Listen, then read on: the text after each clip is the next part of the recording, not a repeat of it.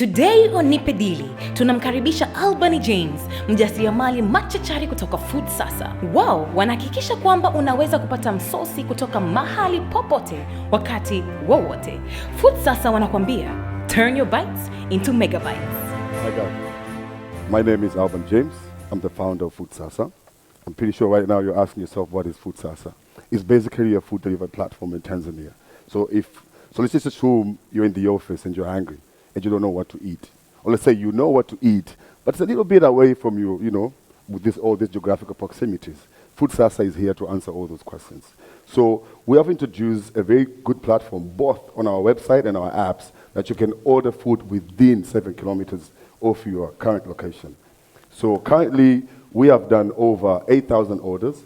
We have 1,556 active customers, and we have over 2,001 app downloads. And last year, we did, from the inception till now, we did over $16,000 of revenues. But the costs is pretty high. We're still making loss, but we're pretty sure that way forward, we can actually make it happen. We're looking for $156,000 in exchange of 5% stake. This is to do our fleet expansion, to invest in marketing, and also hire key staff, and do a little bit of app development in our website to improve the UIX. Thank you so much. Thanks, Alban, and Croy for the great presentation. Thank you. I happen to have used Food Sasa. Thank you. Thank you. I think it was a great alternative to Jumia when they closed. Thank you. And I understand that you happen to have worked for Jumia. Yes, yes. What went wrong? Because as in, if someone wants to come into a similar business, for a business that failed, can you tell us briefly what went wrong and what you are doing differently? In any other day, I would say no, but this is a question to me, and I think I need to answer this. Jumia is a centralized company. It was founded in Nigeria, spread it over 14 countries in Africa, and they used to have one of these very bureaucratic management style, whereby I was talking to one of the judges before, whereby we used to have these copy-paste strategies. For example, as a head of marketing, I could get best practice from Nigeria because we are all Africans, right? So that's the notion. But a marketing strategy that worked in Nigeria has very high chances of not working in Tanzania because the customer base is different. The time to make decisions between customer A in Nigeria and Tanzania is a little bit different. So because of that, we used to have a lot of these downfalls because of the marketing strategy. One thing is Tanzania was a strategic move to them. It was we're in so many markets, so investors come in.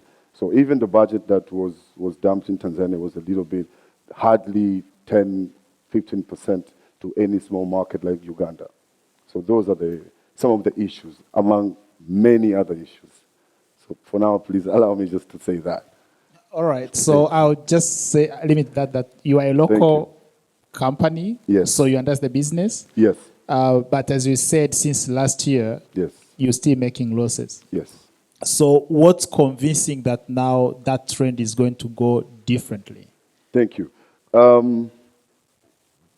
Startup life cycle is really tough, right? So there's a lot of cost acquisition, like customer cost acquisition was involved from the inception. So definitely you need to spend more to get more. So for the last 1 year, our strategy was to actually put it for the customer, was focusing on the customer acquisition, basically focusing on subsidies. If KFC said this bucket is 12,000, well, we come and say to our customers, can we make it 9? That means the difference is covered by us. So we're still making losses, but now since we have the bigger pool of customer, our job is only to do the reactivation part of it. That is just small incentives, like handwritten notes or just happy birthday, all this kind of stuff. And we already have over 346 returning customers on a monthly basis. That means we just need to build on top of that. So slowly, we are moving away from losing our profit margin, and slowly, I think by the end of next year, we're going to break even, and that's when we're going to start making money. What do you want to do differently to be able to beat the competitors in the market? Thank you so much. Allow me to introduce a sister project to Food Sasa. So for the last 6 months, we sat down and tried to analyze what's going on in this ecosystem.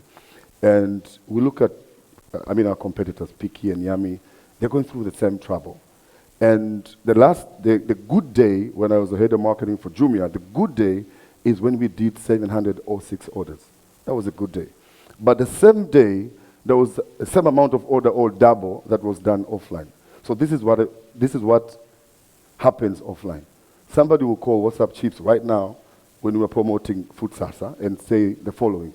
What's up chips? Can I get chips in my eye, isekauke, do this, do that. When it's done, give it to your boda, you bring it to my house. Now, these bodas are not properly geared. They do not have bags like ours. These bags have like the cooling, it will keep food as is, the inside part of it, the foil part of it. So these guys will just drop the food. Sometimes the customer will complain, but WhatsApp does not care because what it does is it got to sell. So we created Sasa Go. Right now we're doing with KFC, Mary Brown, WhatsApp, using WhatsApp.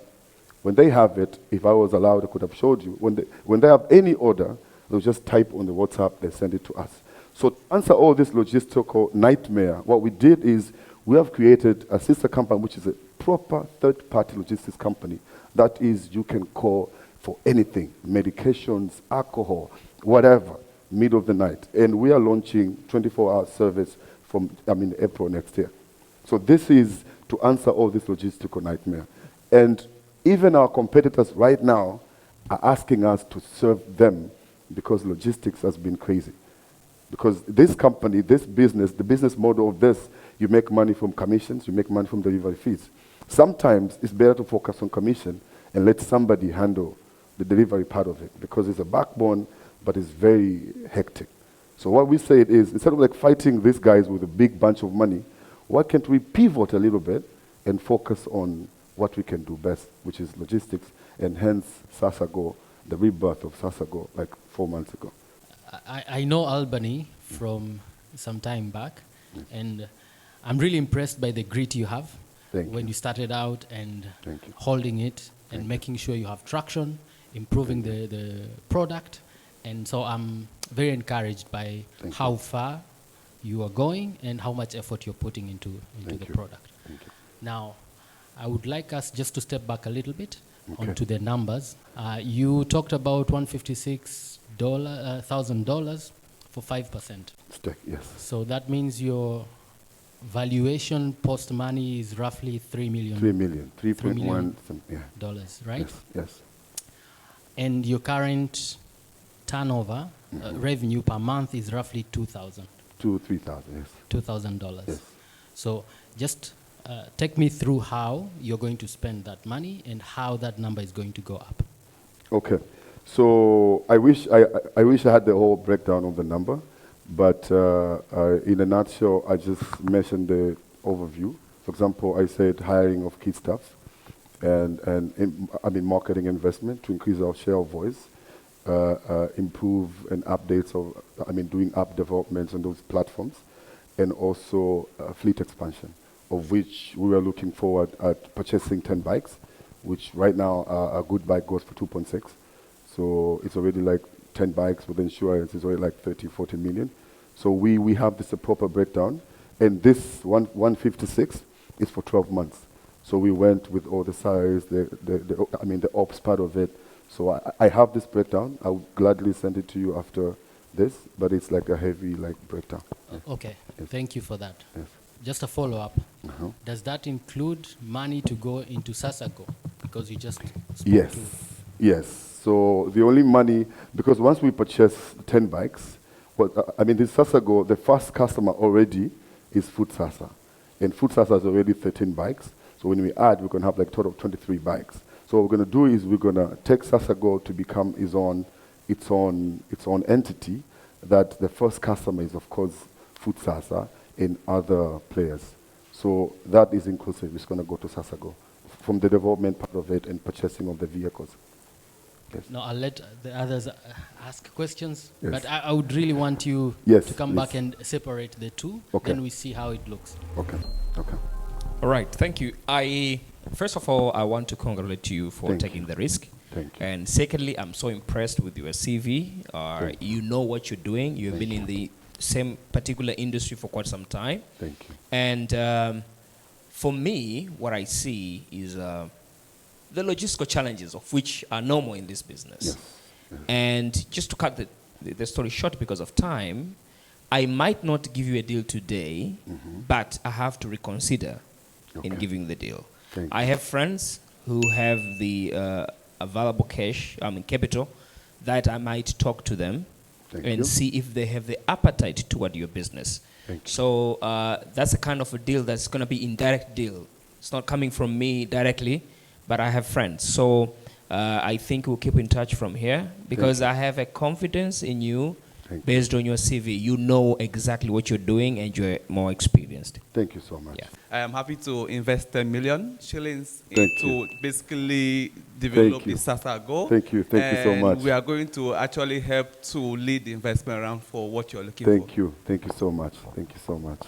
I wouldn't be able to invest at this point, but I'll follow up and see how this goes. Thank you.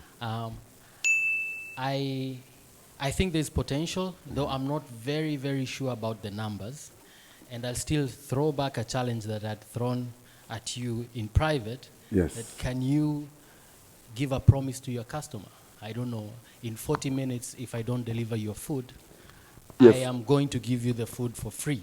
Yes, we try giving a promise to our customers, except the rainy days and stuff.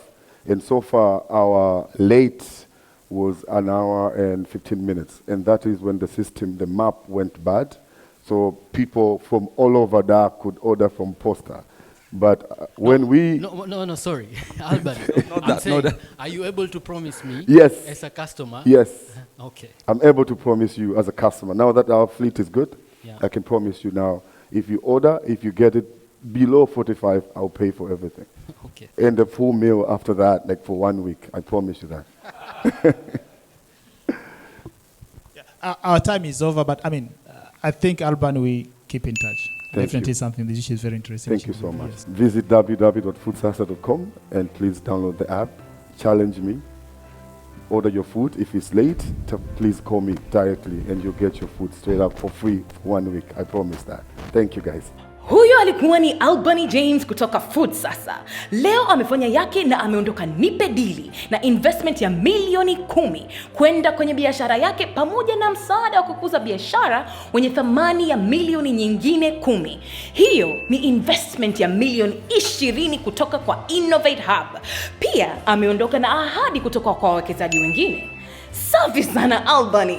Hebu tueleze, unajisikiaje? I mean, I was a little bit nervous before I got in, but the eyes are sharp, man. When you talk, they look at you straight up. And but at some point, I just told myself that I have nothing to lose, and I know my business, so I just need to pitch it, to own it. Yeah. And I think they bought it, and I'm happy that I met these people, even all the critics. I'm taking it positive. Right. And from what I hear, it's not necessarily critics. There are people saying like let's hear about your numbers a little more. Yes. So basically what you've done is you've gotten people interested to hear more about your business, and there's further conversation about to happen. There are people who are willing to invest in Tanzanian ideas. It could be money, it could be mentorship, it could be taking a moment to just listen to you and tell you, hey, I believe in you. Make it happen. Endelea kupambana.